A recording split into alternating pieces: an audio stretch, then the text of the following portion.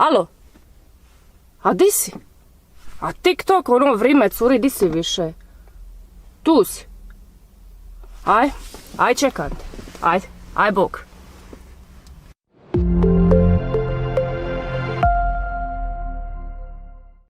Hello. A di si više, pa vrate mili, čekam te što, a možemo... Eternity later. Pa di si? Ćao. Evo me, nećeš vjerovat, ali... Ja tu uvijek moram čekati. Odmorna sam i spremna za ovaj cool intervju. Di ćemo se ići prođirat?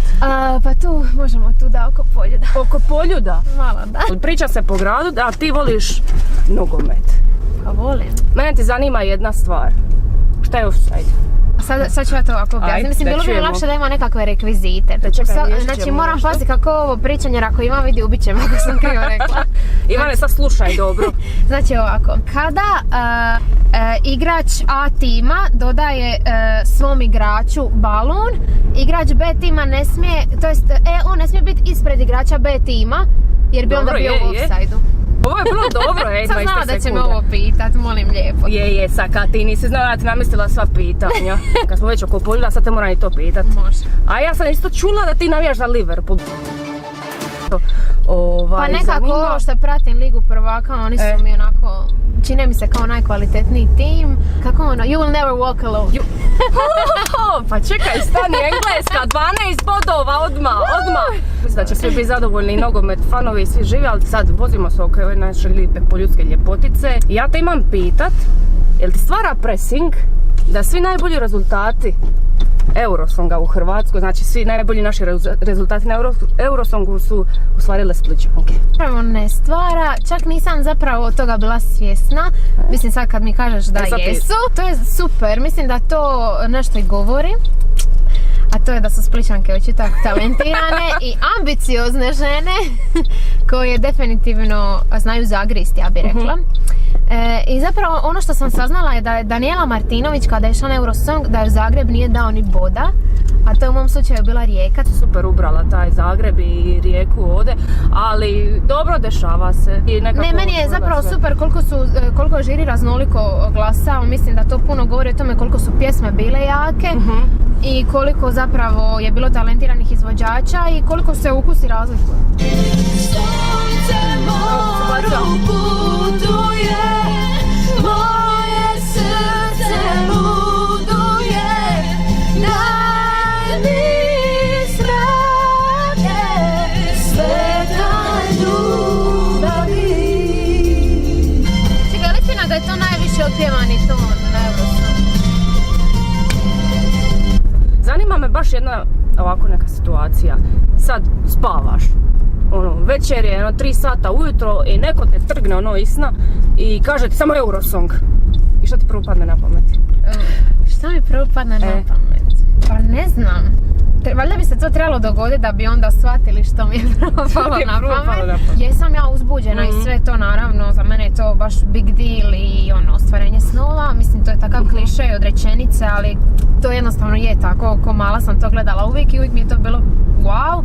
Mislim da je nekako možda jedino razlika prije kad sam bila mala i sad što su se ipak nekakva načela Eurosonga, ja bih rekla, malo promijenila. Jer se možda više sad gledaju ti nekakvi vizualni dijelovi nastupa, a ne toliko možda sad vokalne sposobnosti i ne znam, emocija.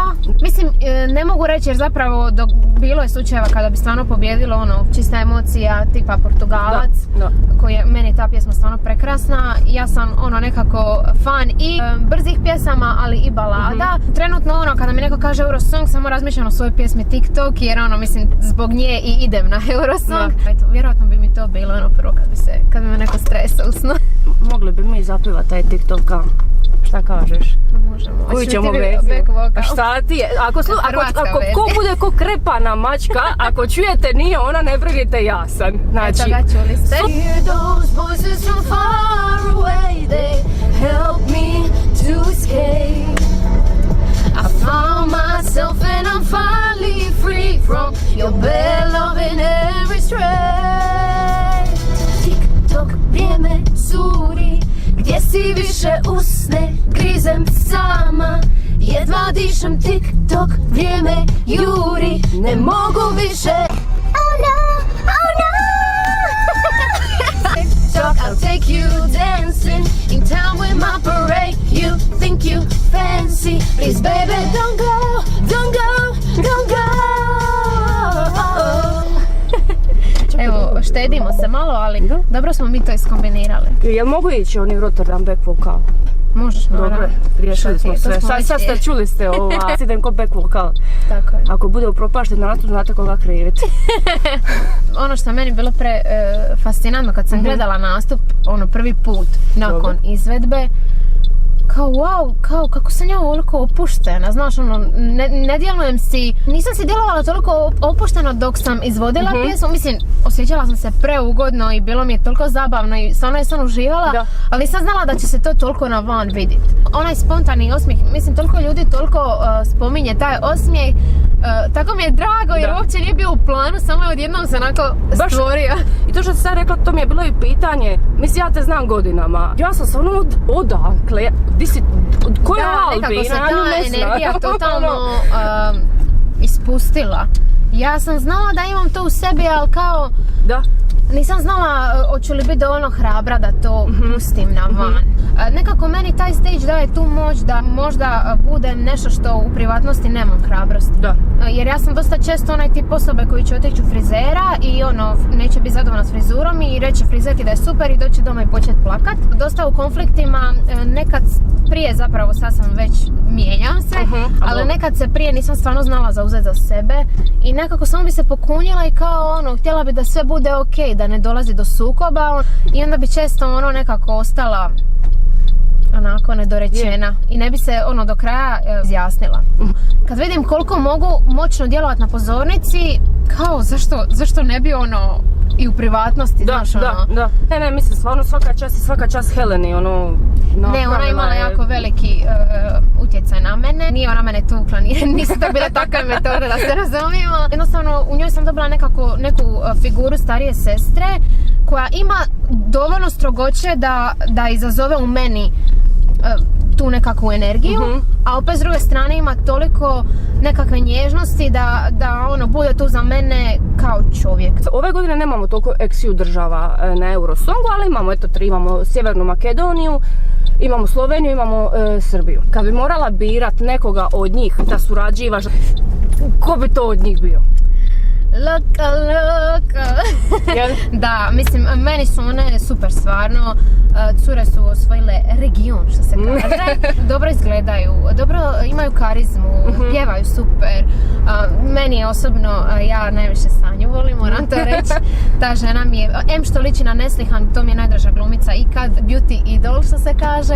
A iste su, moraš to pogledat. Neslihan ti ona cura Turkinja, naravno, Kemal i Nihan, mislim, znaš, moraš. Dobro, pogledaš tu.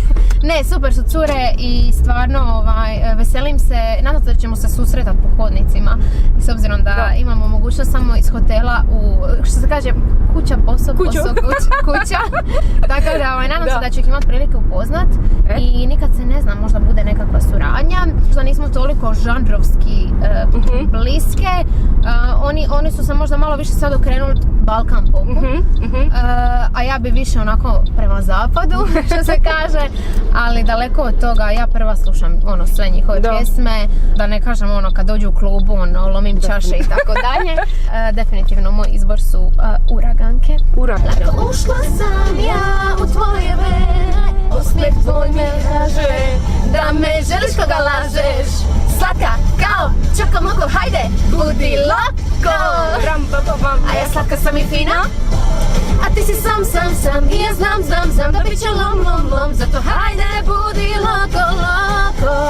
A ja slatka sam i fina, a ti si sam i ja znam da bit će lom, zato hajde budi lako.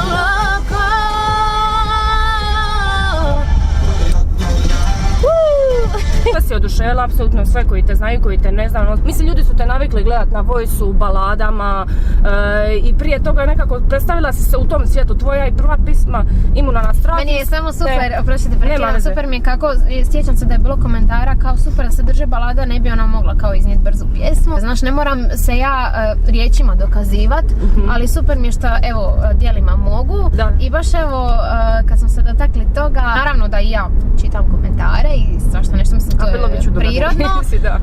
Trudim se naravno što manje, ali pročitam to i tamo koji komentar. Neko je objavio, bio nekakav članak o tome kako mi je drago što su ljudi prepoznali trud i rad. Bio je komentar kao kakav trud i rad, curo, tek si se pojavila. Ok, ja sam se tek pojavila u medijima, ja nisam bila medijski popraćena od svoje 6. godine kad sam počela pjevat, ali ja taj trud, ja smatram da je to počelo od te 6. godine kada sam ja sebe zamišljala kao nekoga ko se želi baviti tim, ko želi biti na pozornici, ko želi, znači, pozornicu osjećati kao nekakav svoj dom.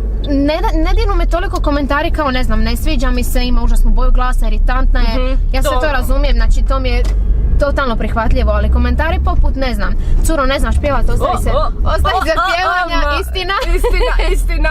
Ljudi koji ne žele prepoznat nešto dobro, kvalitetno u tebi, ljudi koji ne žele uopće dati priliku ti da, ne da se njima dokažeš, nego da uoče nešto. Ako nemam nešto lijepo za reći, onda neću ni reći kao budi objektivan, mislim, ne možeš mi doći i reći, ej, ti ne znaš pjevat.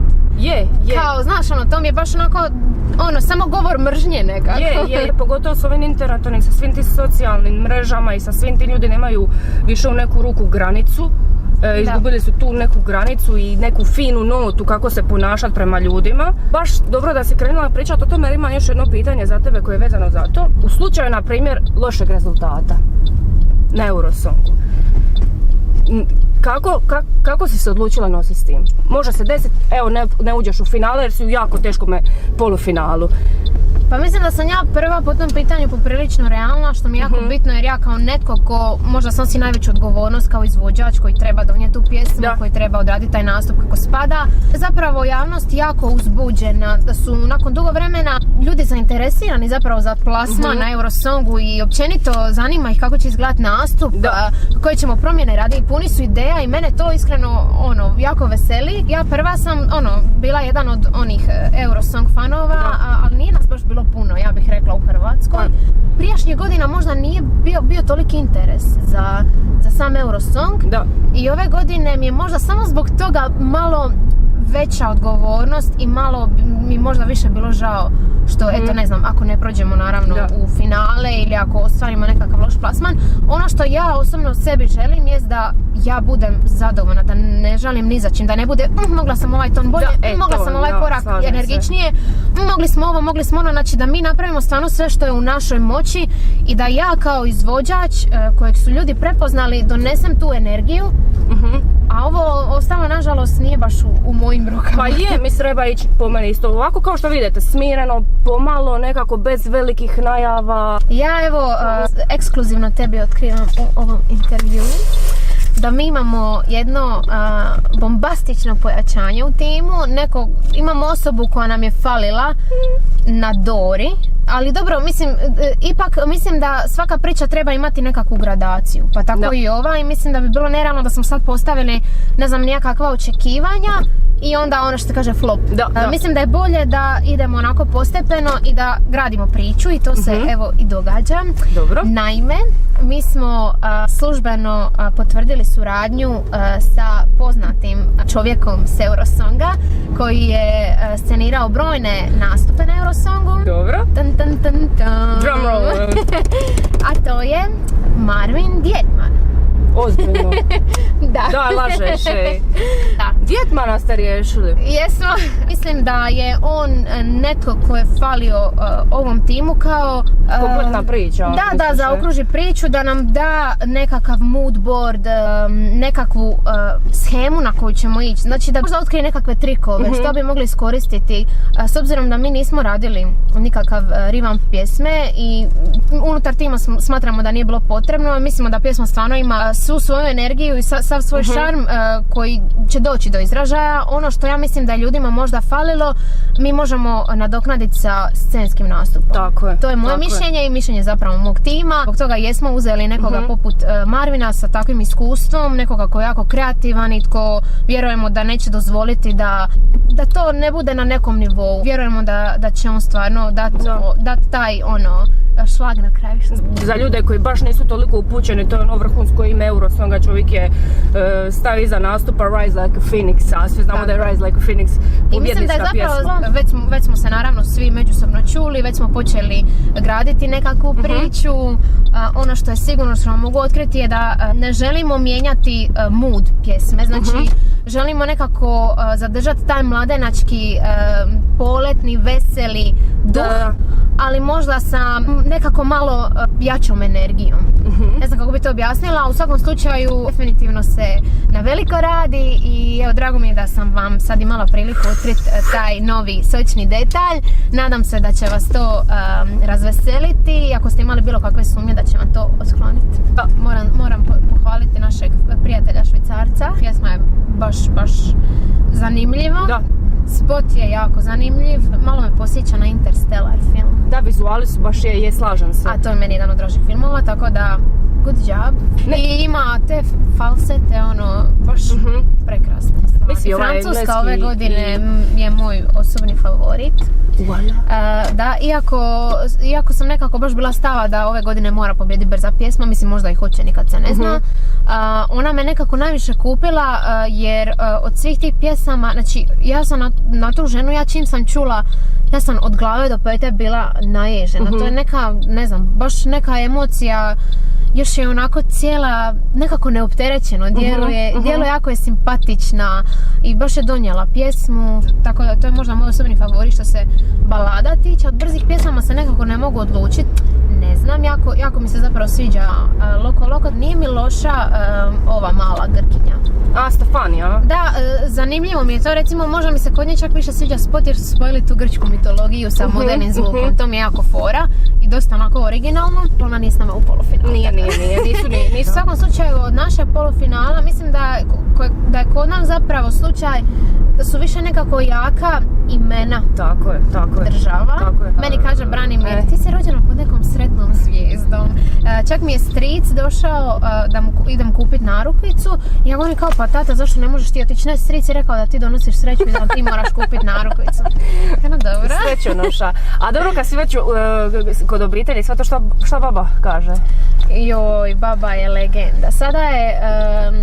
Hoće li plati samo neke pare sad? Ne, rekla je da moramo upozoriti jer je prošli put za Doro niko nije upozorio i žena je poludila kad je saznala da je mogla uplatiti, nije ništa zaradila. Najprije uzbuđena, ona uopće nije opterećena. Ona rekla, ti ćeš tu biti u vrhu, baš sigurno. Ali do sad nije ništa falila. Nije baba Vanga, a baba Anđa je, ali je Ako se dobro sjećam da je rekla da ćeš ući u finale Voice-a. Da, tako je, a za Doru je rekla da ću pobijediti. Da ćeš pobijediti, tako da... A ovo je sad rekla da ću biti u vrhu, pa sad. Baba, bili pobjedili. Pozlatile ti se riči. Kad smo već kod Voice-a i tog svega, zanima me, znači tvoj duet sa Filipom, Lovely, i on ima, ja mislim, preko 30-31 milijun pregleda, tako nešto na YouTube-u, baš posta viralan. Zanima me, šta misliš koliko će to imati nekakvu ulogu u televotingu? Koliko te ljudi zapravo tu upoznao reći, ona je pivala, vidi, predstavlja Hrvatsku. Nisam do sad iskreno razmišljala uopće o tome, kako se to uopće može nekako odraziti. Ali evo, sad kad kažeš, mislim da bi zapravo moglo imati utjecaj, jer vidim da dosta komentara je ajme, pa ja se ove cure sjećam iz The Voice-a, kao s Filipom u duetu. Taj stvarno duet je jedan od gledanijih. I stvarno je baš postigao ono što se kaže, taj viralni uspjeh. Da. Tako da mislim da bi to zapravo moglo jako dobro utjecati na televoting, iako nisam o tome razmišljala, to ti je good point there. Pa neki su nas čak kopirali na drugim Voice-ovima, ne mogu se sjetiti.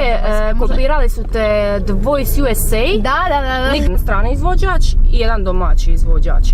Da možeš birat s kim bi surađivala. Za domaći odmah, to sam već toliko puta rekla, ja mislim da se jadno Niki štuca od mene. Još mogu zamisliti nekakav dobar power girl girl power, Girl power, da. Mislim da nam je možda nekakav sličan vibe i nas dvi smo privatno isto ono dosta dobre. A od stranih nekako možda Aitana, ne znam baš koliko ljudi znaju za nju, to je španjolska izvođačica. Sviđa mi se kod nje jer je dosta onako transparentna u smislu pjeva i balade i brže pjesme, ima jako puno suradnja, a opet je ona u tome i baš mislim da bi ta suradnja bila super, plus što ja mislim da ljudi isto to znaju, jako volim španjolski. Voljela bi jednog dana imati nekakav duet na španjolskom. I imaju toliko taj bogom dan jezik koji je premelodičan i baš je pjevan, baš je wow. Hoćeš nam pivati? Mislim, ja ću te slušati jer ja ne znam te pisme. Moraš, naučit ćeš sad. A dobra, sad ćemo, povatat ću, eto. Ovo mi je najdraža njena. Kako se zove? Vas a quedarme. Što to znači? Ostaćeš! Siempre lo supe y no dije nada. Mi corazón se quiso esconder que yo estoy loca. Si yo estoy loca es porque andas en mi cabeza. Vas a quedarte porque te juro que esta vez voy a cuidarte. Pričali smo već o tom timu i ove godine si ti dobila Luxi koji je dodjeljivao Eurosong HR, nagradu za najbolje odjevenu osobu na Dori 2021. I taj Luxi je sad u rukama mog dragog Stefana Orlića koji je zadužen za styling kako na Dori tako i na Eurosongu. Da. Stefan je užasno kreativna osoba koja jako gleda van nekakvih okvira i jako pozitivno djeluje na mene. Puno komuniciramo i sa frizerom i šminkerom, to su Zvonimir Frajić i Karlo Rusan ili ti ga Roka Beauty. U svakom slučaju njih troje nekako najviše komuniciraju jer su zaduženi za taj komplet paket. Mislim da smo zapravo istaknuli ono što smo htjeli istaknuti, nismo pokazali previše, mislim da smo baš pogodili nekakav moj stil. Mislim u privatnosti, kao što vidite, ja sam trenutno u dukserici, old school rebama, trapericama. Baš sam bila kod moga Rilea koji mi radi haljinu za večernjakovu ružu. On mi baš govori kako mu je fascinantno to kako ja njemu dođem u radionicu ko djevojčica, izađem ko žena, kako mu je super fora to, a meni je isto iskreno drago to jer onda kad budem imala 40 godina i budem išla djeci na primanja, niko neće znati da imam 40 godina. Pa je, dobri geni. Majko, hvala ti, rekla je da je nisam nikad spomenula, pa ću je sad spomenuti. Moja mama, Rina se zove, ne Marija kao što pišu po medijima, ne znam odakle to, da. Jako je bila povrijeđena kad je to vidjela. A teta Rina, vi ste najbolji. Ne, moja mama, ljubim je, svako jutro mi smuti napraviti kad sam u Splitu, zdrav život, zdrav. Misli Rina na tebe. Super je stvar. Ja sam spomenula Luxi od Eurosong HR-a, nas najboljih na svijetu ikad. Još bi te pitala zašto baš one 3 pisme na Eurosong od doma, koji je by the way najgledaniji nastup od Eurosonga od doma, samo da znaš. Moj? Tako je, tvoj najgledaniji. A ja sam dobila zapravo popis pjesama, ja sam bila nekakva greška u komunikaciji pa sam kasno dobila što su već ljudi odabrali. Bilo je transparentna lista i nekako nisam se htjela ponavljati. Lako je sve, to je bilo nekako instinktivan odabir jer je to pjesma za koju sam jako vezana. Kad sam bila mala to mi je bilo jedna od dražih naših pjesama. U svakom slučaju, stotinama godina isto jedna naša prekrasna pjesma koja je to nažalost nije otišla na Eurosong. Ja sam ti danas uvjerena da bi ona osvojila Eurosong da je otišla. Ja isto mislim da je to jedna od kvalitetnih pjesama sa Dore. Nekako mi je ona isto bila nekako instinktivan odabir. Indira mi je baš bila onako izazov. Znamo svi da je Indira specifična i ona je to donijela na jedan svoj način i mislim da je baš nekako ta pjesma digla atmosferu i htjela sam da napravimo tu neku gradaciju, da taj medley ima neku priču i mislim da je baš ispalo fora. Pa i nećete puno sad informacija davati, ja ih imam u glavi. Čekaj, zavrtilo mi se više od ovoga kruga po Poljudu. By the way, ljudi voze oko Poljuda zato što je kišaće, u Splitu smo... Ljudi ne znaju voziti, pa nek mi imamo živu glavu pa se zato vozamo oko Poljuda. Znamo voziti, ona isto super zna voziti, to ja potvrđujem, malo onako voliš isto to, daj gas, nagarit ga. Ali eto, to je razlog zašto se vrtimo stalno oko Poljuda, ako slučajno primjećujete. Imam ti par pitanja, prvo što ti padne na pamet, jel može? Može. I stali smo, zato što ovo moram čitati s papira da se ne zabijemo negdje. Klavir ili gitara? Klavir. Mercedes ili BMW? Mercedes. Pas ili mačka? Pas. Sarma ili punjena paprika? Punjena paprika. Molitva ili nije ljubav stvar? Jao. Kao molitva je onako razvikanija pjesma i ja Mariju Šerifović obožavam, ali meni je osobno draža nije ljubav stvar. Nije ljubav stvar. Meso ili riba? Joj, ali dobro, kad bi došla u situaciju da moram birat, hoću li jest isključivo meso ili onda meso. Najveći strah, ali ti si imuna na strah, ali pa tamo imaš sam li to bar htjela koji... reći. Ja jako puno ovisi voljenima i nekako mislim da mi je najveći strah izgubit njih nekako. Korak vučem, dan je dug, a sivi oblak jedini moj drug. S druge strane ulice, djevčekaš me. Ne znam tekst svoje pisme. Ti prava zvijezda, sve prave zvijezda da je tekst. Prvo mjesto od publike ili prvo mjesto od žirija? Au. S obzirom da si u Hrvatsku odnila jedno i drugo, Pa ipak publike. Publike. Da. Brad Pitt ili Leonardo DiCaprio? Jao, Marija. Matthew McConaughey. Koju bi pismu s Dore 2021. htjela obraditi? Možda čak Ocean of Love. Jel Fuego ili Fairy Tale? Fuego. Take a dive into my eyes. You're the eyes of a lioness. A little look, a little touch. I was looking for some highs, yeah. Till I got it 'cause of you. 'Cause I'm way up and I ain't coming down. Keep taking me higher. Ah, yeah, yeah, yeah, yeah, yeah, yeah, yeah, yeah, yeah, yeah, yeah. Fuego. Ovo je baš bio Dark Horse te godine. Je. 'Cause I'm way up and I ain't coming down. You're taking me higher. Ah, yeah, yeah, yeah, yeah, yeah, yeah, yeah. Fuego. Jel postojala nekakva izjava koja ti se izvukla iz konteksta i da se to objavilo i da se to dogodilo? Hvala ti što si mi dala priliku da pričam o tome, to mi je stvarno super pitanje, niko me to nije pitao do sad. Dvije koje su mi onako baš ostale u sjećanju gdje ne znam kako su to mogli zaključiti. Prva je bila kada sam bila na X Factoru, još ne znam, imala sam 16 godina, ne znam koje to godine bilo. Jedna novinarka, ću sad uopće imenovat, nebitno, pričale smo je tokom razgovora, sam ja njoj rekla kako poštujem sve zapravo izvođače, tako i zapravo recimo Severinu Rozgu i kako imaju zavidne karijere i moj naklon što se toga tiče, ali kako ne bi išla njihovim putem po pitanju žanra i pjesama koje izvode.